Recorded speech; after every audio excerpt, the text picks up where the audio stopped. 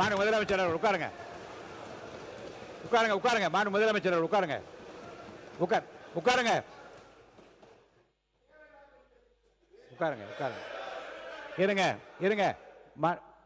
ஆதாரம் இருக்கான்னு கேட்டீங்க. திடீரென்று முதலமைச்சர் எந்திரிச்சு பேச முற்படுறாங்க. அப்போ திருப்பி எதுக்காக நீங்கள் கத்திட்டு உட்காருங்க. தயவு செய்து உட்காருங்க. எழுந்திருக்காதீங்க. மாண்பு முதலமைச்சர் அவர்கள். மாண்புமிகு பேரவைத் தலைவர் அவர்களே, நான் அதை சொல்ல வேணான்னு தான் நினச்சேன். ஆதாரம்னு கேட்குறாங்க.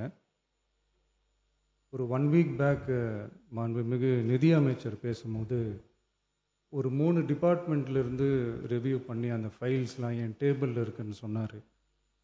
அது ஏதோ போகிற போக்கில் அவர் சொல்லலை. உண்மையிலேயே என் டேபிளில் இருக்கு. அத்தனையும் ப்ரூஃபோடு இருக்கு. ஓப்பன் பண்ண வச்சிடாதீங்க. எப்போ ஓப்பன் பண்ணணுமோ அப்போ கரெக்டாக எல்லாமே ஓப்பன் ஆகும். மாண்புமிகு இந்து அறநிலையத்துறை அமைச்சர் அவர்கள்.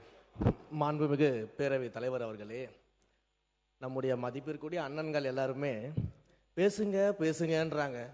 ஆனால் முதலமைச்சர் பேச ஆரம்பிச்சார்னா, ஆதாரத்தை காட்ட ஆரம்பிச்சார்னா என்ன நடக்கும்ன்றது இதுல இருந்தே நம்ம புரிஞ்சிக்க முடியும். ரெடியா? மாண்பு முதலமைச்சர் அவர்கள்.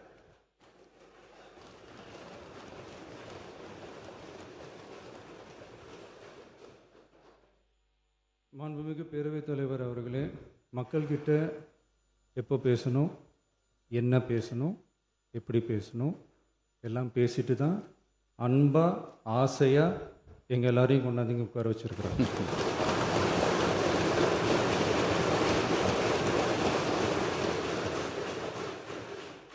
நான் பேசுவேன், பேசக்கூடாதுலாம் ஒன்றும் இல்லை. இடைத்தேர்தலையாவது சில பேருக்கு நல்லது நடக்கணும்ல.